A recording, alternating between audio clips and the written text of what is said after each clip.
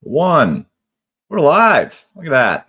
I did actually reach out about an intro video thing for next week, so that'll be good. Anyway, my name is James McCool. I'm the owner of PayDirtDFS.com. This is Mondays with McCool, where we're going to be recapping the NFL DFS Week 14 main slate, going over all the things that went right, all the things that went wrong, and specifically today, Josh fucking Allen, who just absolutely nuked the slate. I am joined today by Jordan Cooper, Blender. He is my best friend, I think, of all time. That escalated quickly. Well, yeah, I love you with a white hot passion. Jordan, how are you doing today, bud? Fine. I mean, I made money yesterday, so I'm always fine if I made money yesterday. So that's good. Yeah, you've had a good season. Not in GPPs, but in cash games. I mean, when my cash game lineup scores nearly 200 points on both sites, probably going to do well. Although 200 points probably barely got you a min cash for most GPPs anyway. Yeah. I scored I think like 230 something with my best GPP lineup, which was a Kirk Cousins stack. So I was feeling great about that. But yeah, you've had a good season. You've cashed, you've made money pretty much every week, right? Yeah, and same for props. Yeah. So yeah, I mean, this has been pretty good. I mean, as long as you didn't do anything stupid yesterday, you probably did well enough because when Zach Charbonnet at 4,800 is 43% owned in the millie, and he was like 75% in like the massive double up. But maybe I could go. I mean, this is what I want to highlight. I don't know if this. I don't got it up on Roto Grinders yet, but I mean, I could bring it up on my. Let me bring it up on my phone. Did people say, okay, NFL, there's no edge in double ups or anything like that? I'm echoing a sentiment that Davis Maddock was talking about on the Gilcast this just yesterday, right? Him and Nate about now people don't play cash games because there's no edge. There's no edge. What is it possible to be an edge? Okay, let's see. I'm going to go over to recent content. How do I find this stuff anymore? Recent contest. I barely look at. I go back this way. Okay, and the massive $25 double up. Okay, so the single entry, man, the 5,000 entries, whatever. I'm going to go to the ownership for this double up. Okay, Zach Charbonnet was 74% owned. Isaac Guerendo at 5,400 was 69% owned. Okay, which means that a quarter of the people that put an entry into this double up saw Zach Charbonnet at 4,800 and said, I'm not going to play him. That 31% of people saw Isaac Guerendo at 5,400 and said, who are you playing? What's going on here? Right? I'm just like I'm trying to think of, I'd rather play someone who are you playing in that spot? You look at running back ownership, right? And you had Kamara at 61, Barkley 26, Braylon Allen 19, right? And then you get Pollard at 4, Tracy at 2, Irving at 2, Kyron at 2. Okay, I mean, this is a $25 double up. So obviously this is not like GPP ownership. Yeah. So it's like, okay, so all these other guys like Kamara, Barkley, okay, you're probably playing 3 running backs in your lineup. It's like, okay, that makes sense. So where did this ownership go? You go to wide receiver, and you see that 16% of players played Calvin Austin, and 8% played Westbrook Akine, and Keenan Allen 4%. You take like all this stuff where you just go 2.5% of people paid Amari Cooper. 2.5% played Marvin Harrison Jr. in their double up lineup. DK Metcalf. And I mean, some of them, 1.25% Tyreek Hill. I mean, that ended up working out. But I mean, you just take a look at this ownership and you go, what is going on? I mean, this is not like James. We're not talking GPPs here, but if if you saw someone that put in a lineup, if you went to your head-to-heads and you saw someone did not play Zach Charbonnet at 4,800, I mean, wouldn't you be like, wouldn't you be messaging them saying like, do you need your like a head evaluation? Do you need an MRI or something? Like, so there's two things that I would do in that situation. One, if I was playing and trying to like make money in DFS and like taking it seriously, I would write that person's username down on a sticky note and I would slap it right on the side of my computer so that I would challenge them every single week to head-to-heads until they just stop posting. The other thing, if I was just trying to get subscribers for the site, I would say, hey, this is the worst cash lineup that you could have made. I have a site that'll help you make better cash lineups. It's called paydirdfs.com. Because I don't. I mean, what did you, James? What did you have as Zach Charbonnet's median projection? Zach Charbonnet's median projection. Let's go ahead and take a look. I had Zach Charbonnet for a median of 16.55. And that's low, and you're lower than most. I'm probably a little lower. Yeah. Right. Most places had him 18 to 19 as a median at 4,800.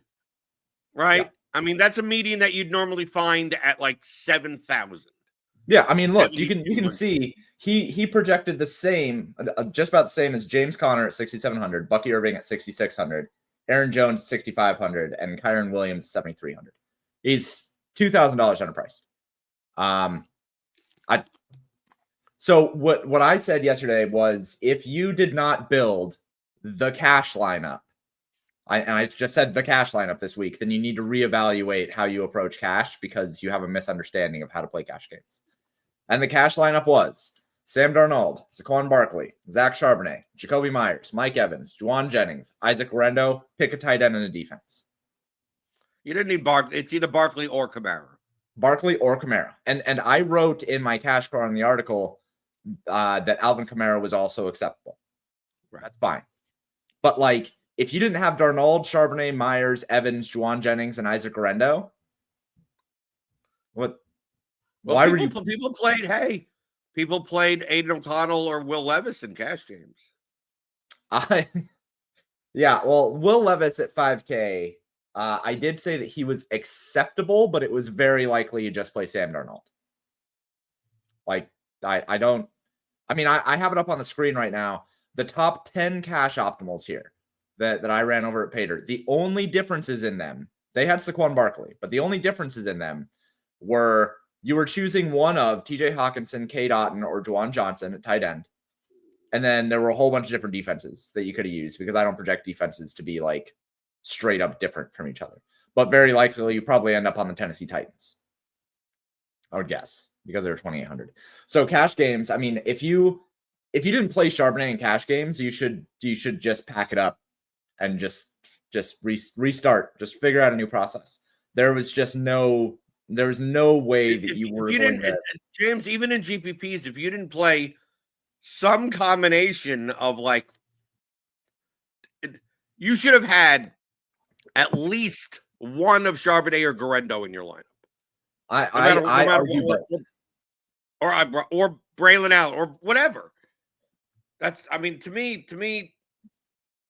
the position on the slate that had the most value was running back.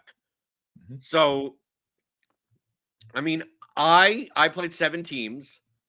I had Charbonnet or Garendo or both in all of them.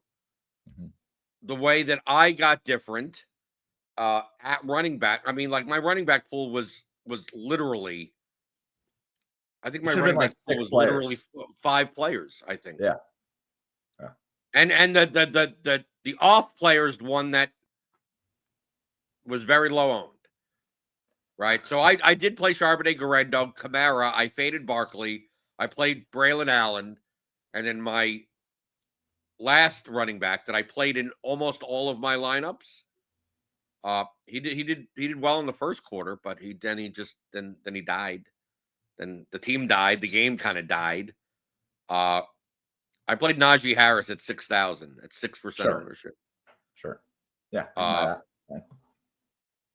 Because he's in that range. I didn't want to play the 6K. I didn't want to play like guys like Connor and James Cook and Bijan and anyone that was anywhere close to Kamara's price, because it just seemed unnecessary to do that. It's like if I'm gonna do anything else, I'm gonna play a guy that's closer to Charbonnet, Garendo, or Allen, and then want to have guys that could significantly outscore those players, but not outscore Kamara and Barkley types.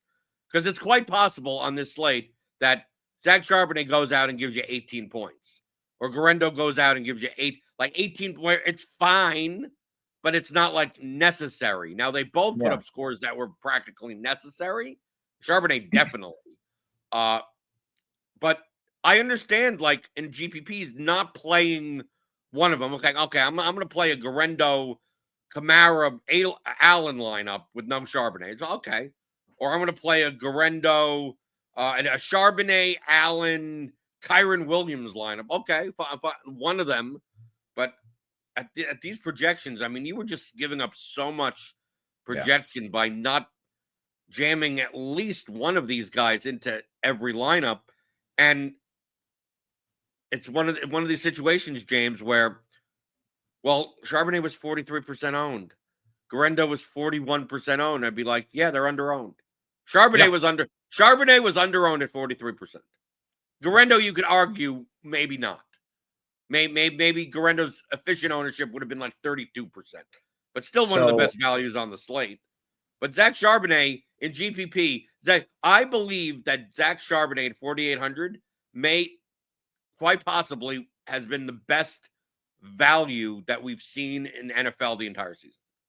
Oh yeah, no, without a doubt, the best value that we've seen. You're getting a bell cow for an actually decent team. Like when Walker's out, it's not like Charbonnet gets into the Walker role and then Kenny McIntosh gets 40. No, Zach Charbonnet is going to be on the field like 95% of the time, and he's going to catch like 5 to 7 balls out of the backfield on top of rushing the ball 20 plus times and getting the goal line work. I mean, he's lit. He is a role that's much more similar to Alvin Kamara.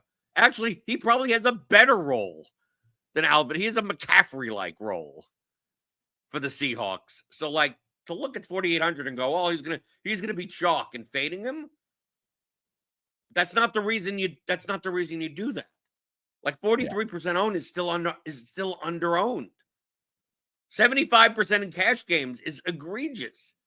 Yeah. He should have been like 98% owned in double ups, and the only other 2% that wasn't owned were the people that just like fell in their shower the morning of and had to go to the urgent care and didn't have a chance to swap out their lineup in time. Like that. That's the only thing. Zach Charbonnet's role is akin to what Chase Brown has been for the last 4 weeks. Right. So Chase Brown is an $8,000 running back. Zach Charbonnet should have been massively owned. And so when I run the contest sims, and I have the contest sims up on the screen right now, Zach Charbonnet's efficient ownership in a medium-sized field above average was 39% based on the contest sims. Now, I was under the field on my projection. We said that at the beginning of this, right? If he was projected for 18, I think his efficient ownership is something like 55%. He's probably under-owned in medium-sized fields. That being said, even if the contest sims had said that his efficient ownership was only like 35% and I had him projected at 45%, I still would have played him. And I still would have played him and Garendo together. And the reason why, what we've talked about on this show, and I think that something that has been consistent this year, just eat the chalk at running back, dude.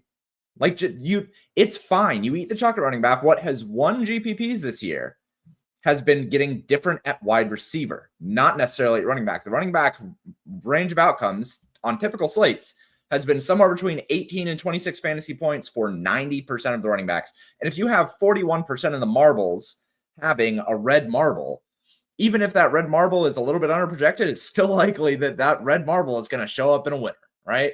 So I didn't see a reason to get away from either of Charbonnet or Garendo. I built 3 lineups. I really liked the slate yesterday, so I was in the 555 milli with all 3, and I had Charbonnet and Garendo in all 3 of them. And the only one The only difference that I had was I had Braylon Allen in another one. I had a flex. I had Tyreek Hill in the flex, I think, in one of them. And then I had another one that was an overstack with Brock Bowers in the flex.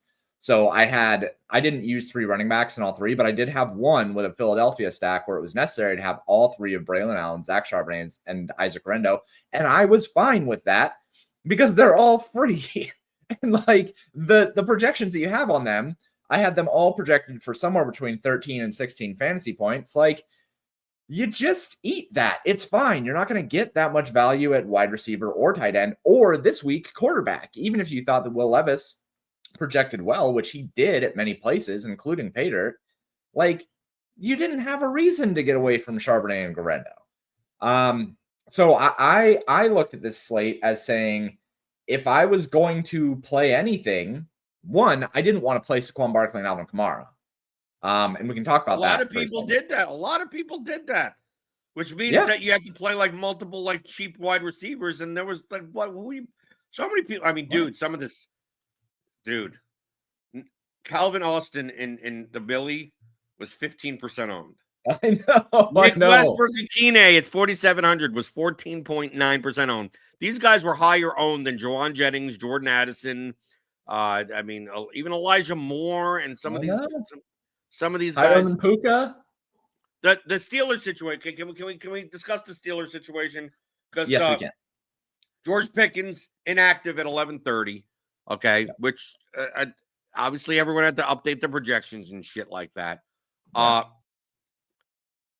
Calvin Austin isn't the type of receiver where like Pickens goes out. Oh, they're gonna just throw the ball to the. Calvin Austin's the clear out like guy. He's like the guy that just they tell the. He's Marquez Valdez-Scantling from when he was on like the Chiefs.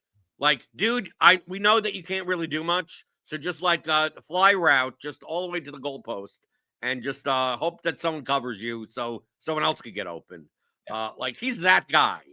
But then they have Mike Williams there.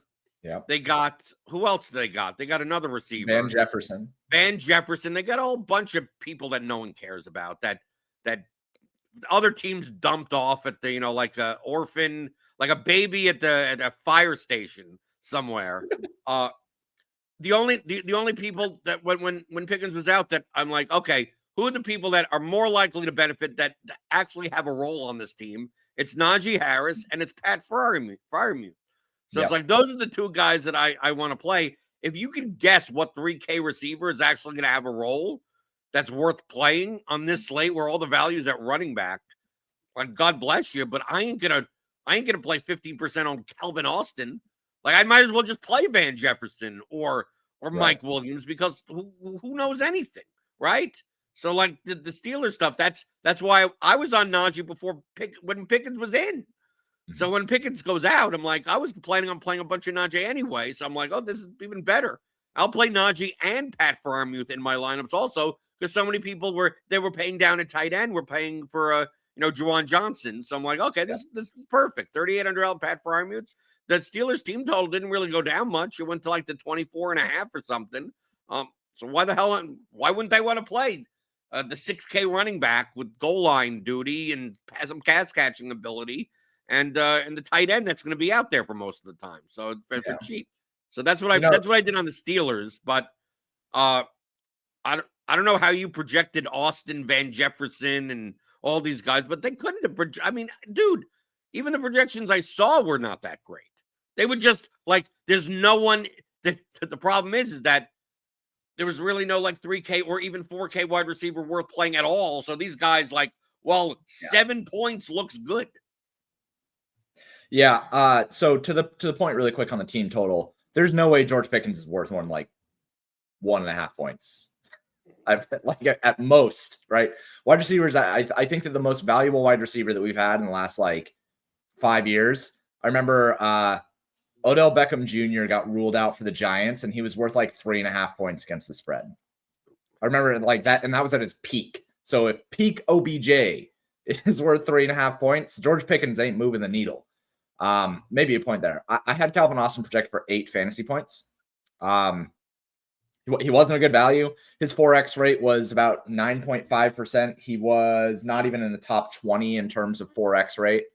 I had Alan Lazard as a better 4X rate than I had for him at 4,400. So, yeah, I did have a Calvin Austin lineup, unfortunately, with my Philadelphia stack.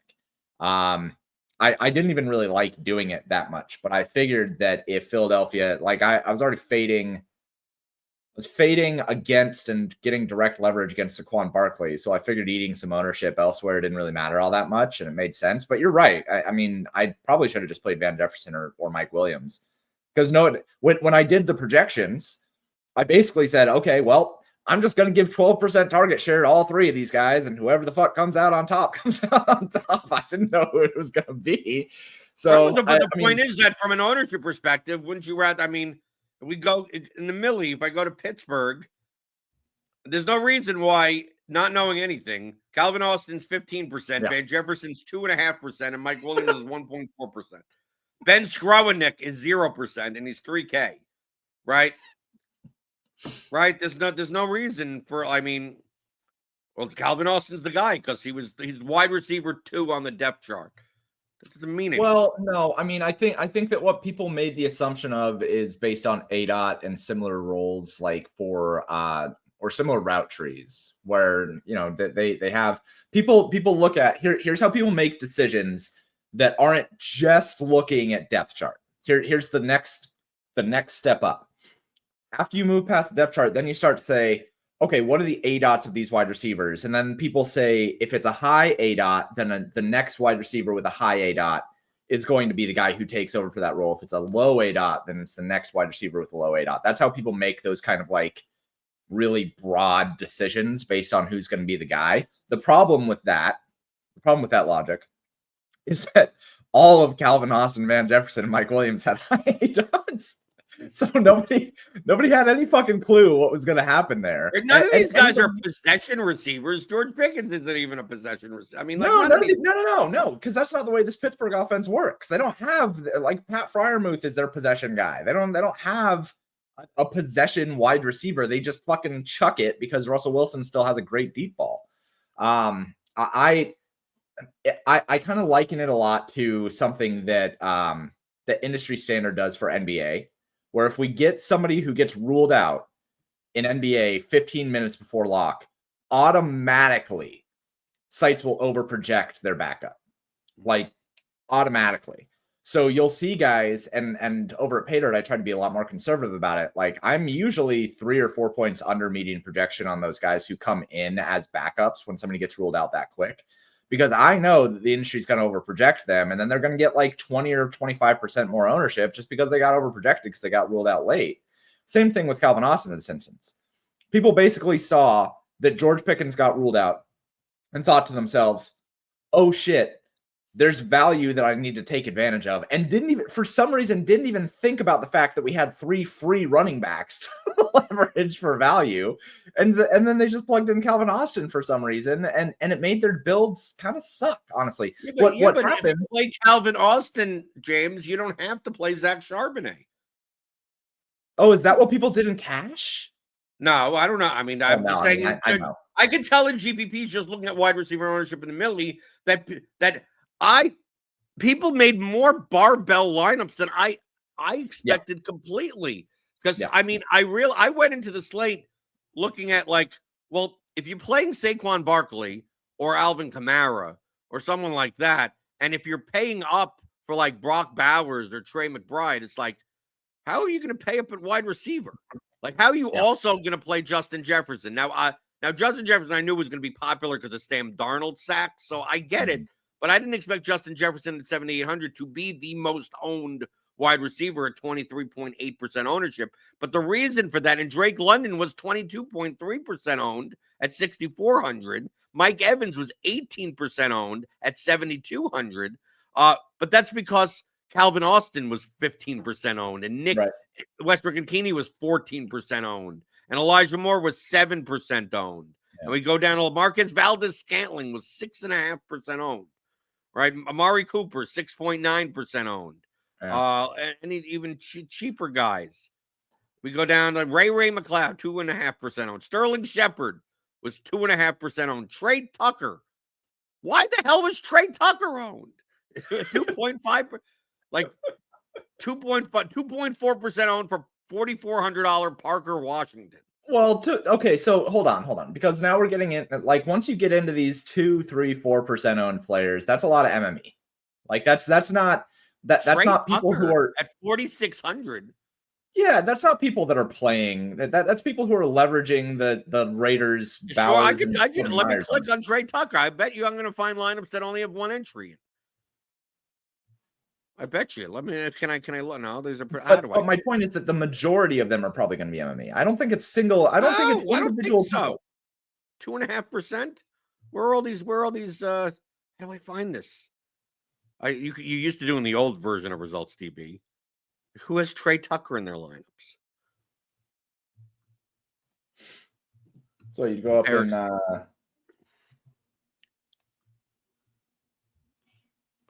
The Millie, I can't. You're not going to be able to find it this way. Nope. I would have to download the CSV and do a search. Okay. Speaking of, by the way, so I did some. This is kind of neither here nor there, but I did some digging the other day because I want to build a tool like this for PayDirt, like a Results DB. And I was digging into the source code for finders, and they are using Fantasy Labs. Like I know. Actually, I did not know that. So I can just the old result. That's what I said. The old results DB from RotoGrinders. I could click on a name and see all the lineups that he's in. Yeah. Right. No, they just shuttered that and just used the contest dashboard from Fantasy Labs. It's the same. Yeah, I didn't know that. That's hilarious. I mean, they're the same team. I mean, it's the same company now. Right. Yeah. Right. But yeah, I think I would be inclined to think that the Trey Tuckers, like when you get into these 2-3% on guys, like a lot of the time there's so much MME that's happening these days. I don't think that it's not that nobody who is only playing a single lineup is playing Trey Tucker, right? Like I think that there's probably some people that are playing Trey Tucker with a single lineup, but I think the vast majority of Trey Tucker 2% ownership in the Millie Maker is going to be guys who are MMEing and just getting like exposure to guys like Parker Washington. 1% on Tyler Boyd at 3,600. Yeah, like I mean, when you get into that level of things, when you're looking at like Kevin Austin at 0.8%, that's probably just some dipshit who's playing Kevin Austin, right? I mean, I think that's someone that typed in Austin thinking they're going to play Calvin Austin and played Kevin Austin. They're both the same price, right? Jalen McMillan, 22 fantasy points. How about that one? Well, 2 touchdowns, yeah. Anyway, I agree. There was a lot more barbell than I kind of expected, and I agree with you on that. I did think that Justin Jefferson would be mega high owned. I made not a crucial mistake, but I'm frustrated about a 2v2 that I couldn't feasibly make with the lineup that I was building, but that I did tinker with and that I didn't hold. You ready for this? What? So I had my best lineup was a Falcons overstack with Kirk Cousins, Drake London, Darnell Mooney, brought it back with Justin Jefferson and TJ Hawkinson. I did try to build a Sam Darnold with Justin Jefferson and Jordan Addison, bringing it back with Drake London and bringing it back with Darnell Mooney by himself. I did try to make that, but it was $1,300 under the salary cap, and I couldn't justify it. You pay up a defense. Pay for the Eagles defense. Even if I would have paid up a defense, I still would have had like 800 remaining or something like that. Okay, which is fine. You can still do that. I couldn't stomach it. It was a 53-point difference, and the difference between making 900 and making 80,000. So I'm a little frustrated about that, especially because the contest sims really, really liked Jordan Addison. Like if I'm showing it on the screen. What was your projected ownership on him though? So my projected ownership on Addison was 9%. Okay, he came in at 11, so a little bit close enough. I mean, even if he comes at 11, I had his optimal rate at 30%. I had him as a really. You need to fix that. His optimal rate was not 30%. No. Because the way that the contest sims want to build out is by pairing with quarterback, and I had Sam Darnold as the best quarterback overall on the slate. Right, so 30%. 30%.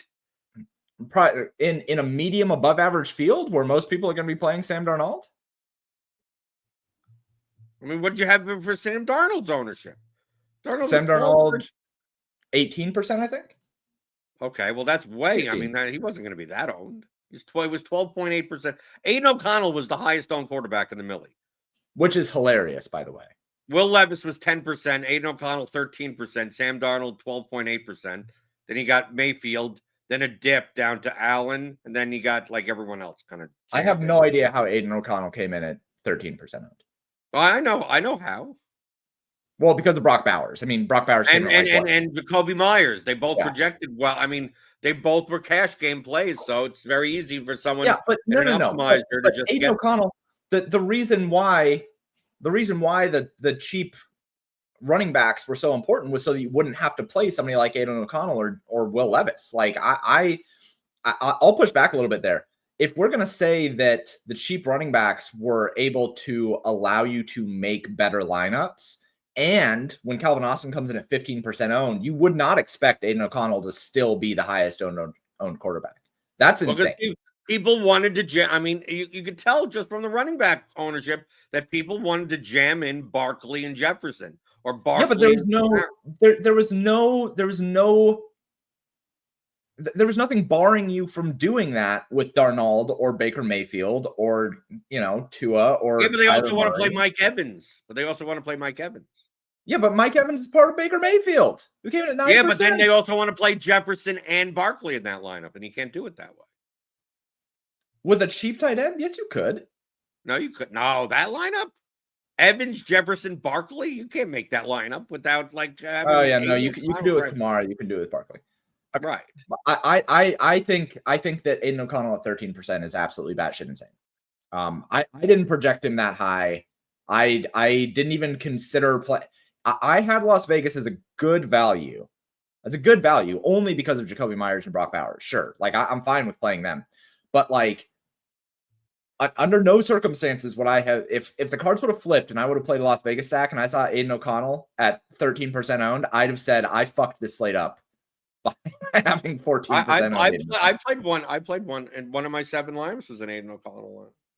I don't think he was a terrible play at like 5%. 13% ownership is fucking terrible. That's I mean, I had to make sure that lineup was different. I mean, what did that lineup even look like? Let me see. Can I find my own lineup? I can find it for you. No, I can find my lineups. Lineups. So what did my Aiden O'Connell lineup look like? Okay, let's see. I have to scroll down. Yeah, this is the lineup this is the lineup I didn't play Charbonnet in, right? Because like there's no way that I could play Aiden O'Connell. I could play this chalk stack and right. I played Harris, Najee Harris, Garendo, Justin Jefferson, Mike Evans, Pat Freiermuth, New Orleans defense. Scored 138 points, so it's not like it did well, obviously. But I'm saying my concession on the Aiden O'Connell lineup is that okay, I'm not going to play the highest combinatorial owned stack, and then also play Charbonnet and Garendo in my lineup. Here's what I would say: I would not play the fucking highest owned stack if it means giving up Charbonnet. Well, that's why I did it in one of my lineups and not that line. There's okay. No. Hold on. So let's talk about this lineup really quick. So you're really big on making sure that you don't get too far away from the median optimal, right? But you're okay with doing it if you have less ownership. So what the fuck happened with this lineup? Because there's no way. Well, Najee Harris. I mean, basically Najee and Pat Freiermuth were the keys to this lineup. I don't mind playing short. Everyone else projected well in this lineup. Projected well, but I mean, Najee Harris 6% owned. I mean, give it to me. I think that you gave up too much median on this. The amount of ownership. I know I didn't because I did the calculation. I know I did. I know. Well, I'm sure you did the calculation. That's a crazy lineup. I'm looking through your lineups now. Right. This Aiden O'Connell lineup projected for maybe 7 points below optimal, and that's it. Yeah. That's it. That's fine. It's the Millie. Sure. Yeah. Well, I mean, that's my point. It's the Millie, and that ownership is fucking crazy for that lineup. You see, I played an overstacked Cardinals Seattle lineup. I played a lot of Charbonnet plus Metcalf or Charbonnet plus JSN. Yeah. On the Seattle side. Yeah. I didn't hate that. I thought that Garendo plus Juwan Jennings was totally fine. I didn't mind any of that kind of stuff. I mean, you see my highest performing lineup, 191.58, was a Darnold stack with Jefferson and Hawkinson, Drake London as a run back. I played Charbonnet, Garendo, Najee Harris, New Orleans defense. I mean, you're fine with this lineup, right? Yeah, I was fine with that lineup. Right. Hold on, I'll bring up DK Metcalf 5% owned, Najee Harris 6% owned. Everyone else is pretty much chalk, right? I mean, I'm just playing them all together. My best was Cousins with Garendo and Charbonnet, Justin Jefferson, Drake London, Darnell Mooney, TJ Hawkinson, Tyreek Hill, and the Tennessee defense. Okay. That was my best. I locked Tyreek Hill this week. I thought Tyreek Hill was an incredible play this week. But alas, I still got my ass kicked. Sad state of my lineups where my second best lineup was a Caleb Williams lineup. I mean, I didn't think that Caleb Williams was that bad of a play though. He was cheap. He simmed well. That's why I played him. I just played one lineup, and I played him with DJ Moore and Keenan Allen. Yeah. Well, I mean, look, I wrote up Keenan Allen as undervalued, back-to-back 20-plus fantasy point performances. I thought his ceiling was about the same as Jacoby Myers. I didn't think that there's anything like from a median standpoint, Jacoby Myers projected better, which I think was right. But from a ceiling standpoint, like they're the same play. Was there anything that struck out to you for running backs in terms of ownership that you thought was a little weird? I didn't think so. I mean, I expected Barkley to be heavily owned, and I wasn't going to play him at that ownership. I mean, no, I didn't think. I found no reason to go up for Barkley or Kamara when I would have rather played expensive wide receivers. I suppose there's probably moved wide receivers. Originally I was considering playing Achane as a Kamara replacement, and then I just thought that was stupid also. Yeah. Well, I mean, I thought Achane was probably a fine play. I liked the Miami spot. But I couldn't just like you, I couldn't justify just paying up for running back just to pay up for running back. Just to be different, can Achane just outright beat out Barkley and Kamara, and then the rest of my lineup looking the same as everyone else's lineup that would have Barkley and Kamara in it? Like the whole point of me not playing like Barkley or not playing Kamara in a lineup was to make my lineup construction different. Not it's the same lineup, but instead of having Drake London in that spot, you have DK Metcalf in that spot. It's like I want to be more different than that. That's the kind of stuff you do in NBA. You don't do that in NFL. Right. It's fine in NBA. You don't do it in NFL. For wide receivers, we talked a little bit about the Calvin Austin thing, but I mean, wide receiver ownership overall, once again, and I'll just hammer home this point, like you won GPPs by having a 7% owned wide receiver, by having a 6% owned Tyreek Hill, by having a 3% owned Devontae Adams. Like you didn't win GPPs based on the super highly owned wide receivers. So once again, we're seeing that wide receivers, you should be trying to find your relative value at wide receiver. Now, that does not necessarily mean that you should be finding relative value based on quarterbacks, though. So I think that's an important point to make. Darnold was still high owned, and he ended up nuking with Justin Jefferson and Jordan Addison. So, I mean, you could have gone Matthew Stafford with Puka Nacua. You could have gone Josh Allen with Khalil Shakur, who put up 25 fantasy points. But you didn't need to. Your quarterback, you could have played still the chalk quarterback stack. So based on that, do you think, because we've been talking about this kind of concept for a while, are you finding that you are looking to get different with your stacks or your one-offs at wide receiver this year? One-offs. I mean, typically that's what you're looking to do. I don't I don't want to play. If we take a look at ownership, I don't want to play Jacoby Myers as a one-off because there are more Jacoby. If Jacoby Myers has put up a game high enough where the one-off matters and he puts up 30 fantasy points, most likely the stack is there as well. There's a concept very similar to NHL, very similar to MLB as well. Like, I don't want to play high-owned players that are part of, like, I thought Justin Jefferson was going to be lower owned, so that's a little bit different story of why I played Justin Jefferson as a one-off. But like, I didn't want to play Calvin Ridley as a one-off with how many Levis lineups there were going to be, right? I didn't want to play my necessarily like a Jerry Jeudy one-off.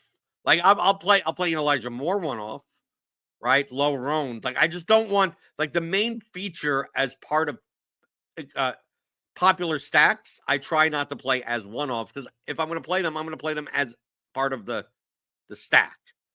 If you get what I'm saying, because if they go off, most likely the stack went off, and I don't have the rest. I don't have those players. I just have the one guy like Addison as a one-off. Beautiful, right? I think Addison was a great one-off. I think Puka, Tyreek. I mean, if you take a look at the top of wide receiver scoring, Devontae Adams as a one, like who's playing Aaron Rodgers stacks? No one, right? Devontae Adams one off. Like these are the one off type of guys, right? I don't want to play Drake London one offs. I don't want to play Jawan Jennings one offs. I don't want to play stuff that other people are playing too much of as it is, and they're more likely to put stacks on them. Like the Seattle wide receivers were great for one-offs. I thought they were great for stacks also. I played a Geno stack. I played 2 lineups with that game in it, and I was more likely to play 4 or 5 guys from that game or play 0. Because I thought the range of outcomes on that game was either, oh, this game could really shoot out, or this game could be absolutely awful, right? Kyler Murray sucks, and then the Seattle Seahawks get to run the ball 32 times. It's one of those games. So I didn't want to have it all sprinkled out. I don't want Marvin Harrison. That's a great one-off. Like these are the types of people you should be playing as one-offs. But like the high-owned players, especially the mid-range players, like to me, Jacoby Myers as a one-off, awful. So, but when Aiden O'Connell and Brock Bowers are the highest owned stack in the entire slate. Yeah, is it more dictated on ownership for you? Well, yeah. I'm just trying to give people a little bit more like insight on how that they can do the same thing when they're building out their lineups. Well, think in terms of this. Like think in terms of in baseball. Okay, so you think, okay, the Dodgers are in cores, right? And the Dodgers have an 8 and 9 point implied team total, whatever. And that's not the time to play like an Ohtani one-off, right? It's like I'm either going to play 5 Dodgers or I'm going to play no Dodgers. And if I'm going to play one of the Dodgers, it's going to be I'm going to play Will Smith at catcher because everyone is paying down for this $2,700 catcher that is underpriced for some other team just so they could fit in 5 Dodgers into their lineup. And you need the catcher spot, and Will Smith is the Dodger with the catcher spot. So he's only going to be 12% owned instead of like 40% owned like the rest of the Dodgers. He would be the one.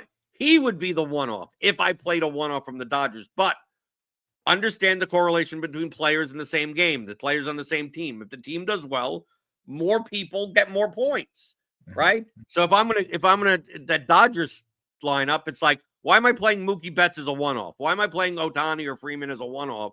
Because like if they do well, it's more and more likely all of the Dodgers have done well.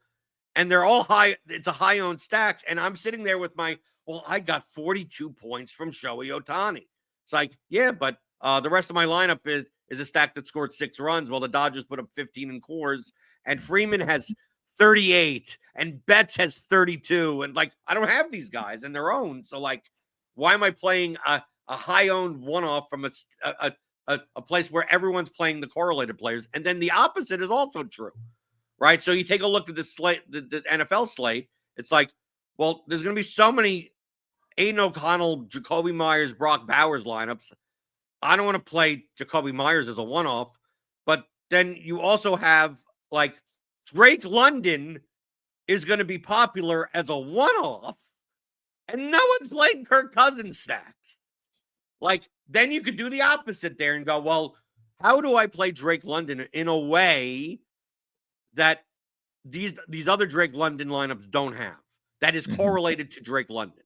Well, there's a lot of one-off Drake London lineups. Well, if I play a lineup that's Cousins, London, Mooney, Jefferson. These London lineups don't look like the other London lineups. And all these players are correlated to Drake London. So that's the opposite side of that approach. So if there's a popular one-off, a lot of times, hey, if this one-off does well, who comes along with them? Well, are those one or two guys like low owned?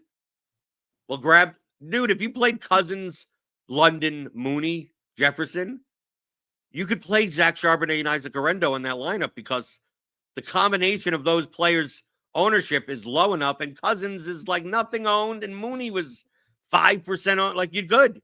At that, Cousins and Mooney by themselves in a Drake London stack gives you enough leverage where feel free to just jam in the chalk running backs because you're good. You're fine. You're done. You did it.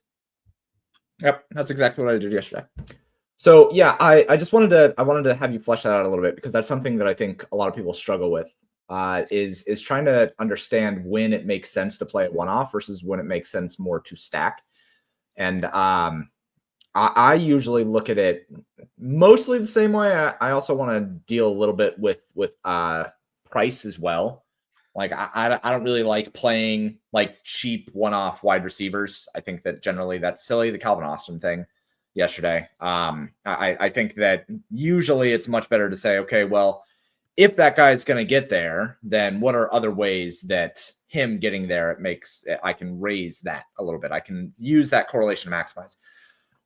So just wanted to go over that a little bit. To your point also on Aiden O'Connell, Brock Bowers, Jacoby Myers, 4.1% of the total field in the Million Maker had that combo. 4% of the total. That is fucking insane, dude. That's insane. And 3% had O'Connell Bowers.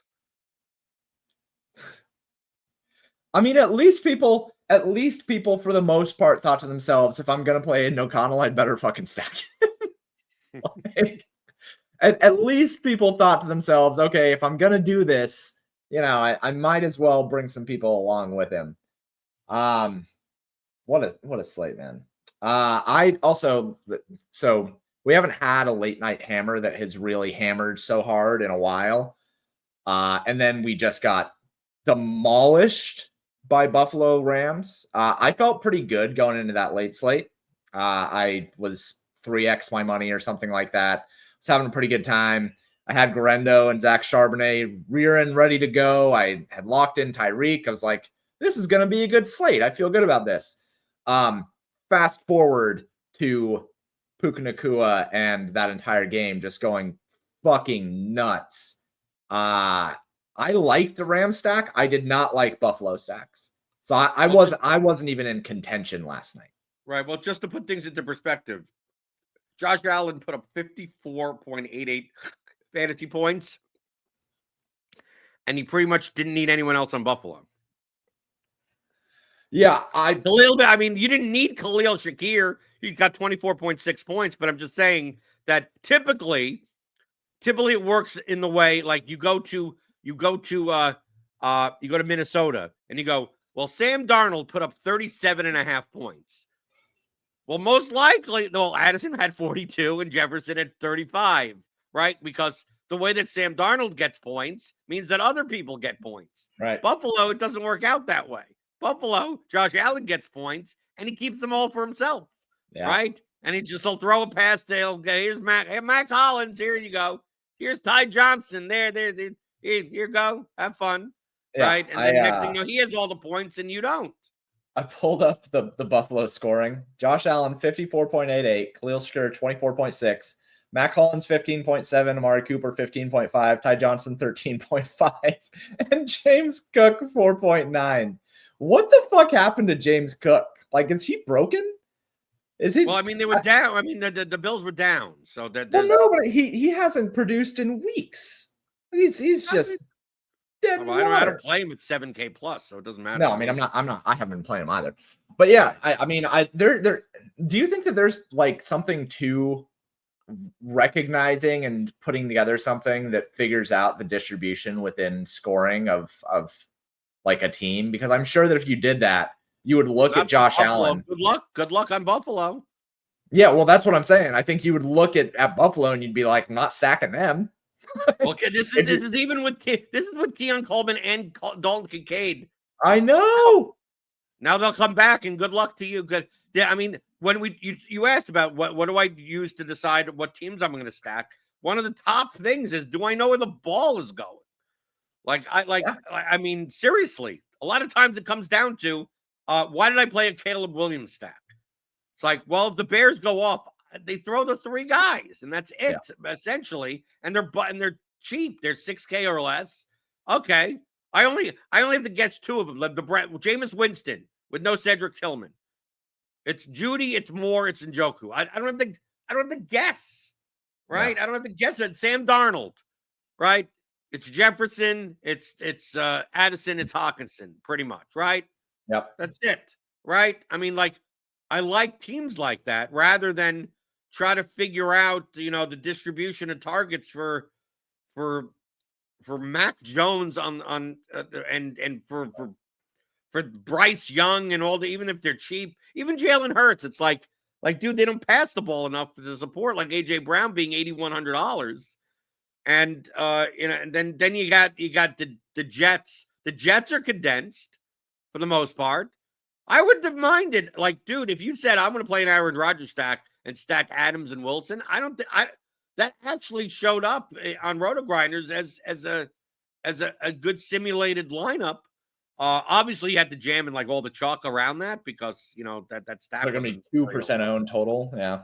Right, but let's say if you wanted to play a Purdy, Jennings, Kittle lineup yesterday, I think that's fine also. Yeah. Right, if the Stafford, Cup, Puka Nacua lineups. The only problem with that is that they're expensive because the receivers are too expensive or expensive together. Mm-hmm. But yeah, I prefer to play guys that if the team goes off, I know where the ball is pretty much going, and teams that have high team totals. So like Aiden O'Connell, you know where the ball is going. It's going to Jacoby Myers. It's going to 3 places. It's going to Jacoby Myers, it's going to Brock Bowers, or it's going over their heads or in the ground or at another defensive player for an interception. So, like, the ceiling may not be there because a lot of times it is going to the other team in an interception rather than the receivers, even though you know where the ball is going. Yeah. Geno Smith, you know where the ball is going. Like, a lot of these teams, you know where the ball is going. Yeah. Truthfully, Baker Mayfield, actually, you don't know where the ball is going as much as you think. I played a Baker Mayfield, Mike Evans, Kate Otten lineup. Yeah. And then, McMillan scoring touchdowns and Shepard's flaunting all over the place. And I'm like, oh, yeah, you're right. The Buccaneers really don't have really a condensed passing act. Kyler Murray, yeah, good luck to that. He throws to God knows who. Dortch is there, and Michael Wilson's catching passes. Yeah. And then all you know is that once it's the end of the game and they're behind, McBride's going to get six catches on like one drive and get there. So like and he's not going to score a touchdown, obviously, but he will PPR his way to a respectable score. Yeah, I'm gonna put something together that shows. I guess it would be the average fantasy points ratio on a team. Then just like look for high numbers, I guess. And I mean, heuristically, like there's ways to figure it out. Like you just named like 7 teams off the top of your head that make sense to fit that. But I think algorithmically showing it would be kind of cool. It also depends on who's in and who's out. I mean, like, start taking people out of offenses, it makes it easier. No, not necessarily. Other than the Steelers. No, look, I mean, if you have take Seattle. Take Seattle. If you take out JSN, then the assumption by most people would be that it would be Tyler Lockett that would step up. But like what happens in reality is it never just replaces.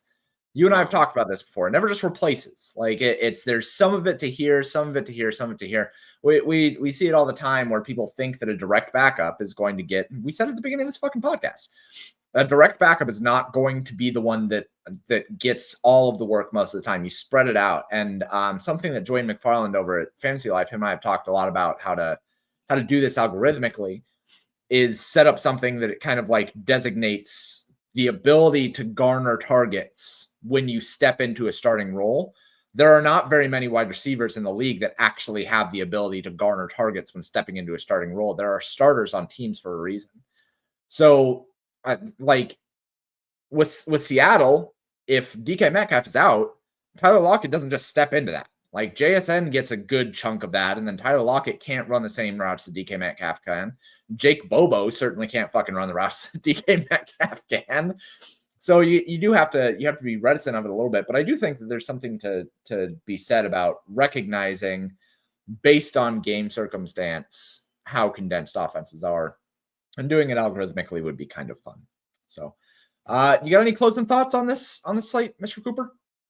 No, we got 4 more weeks of the regular season, and yeah, feel free to not play the.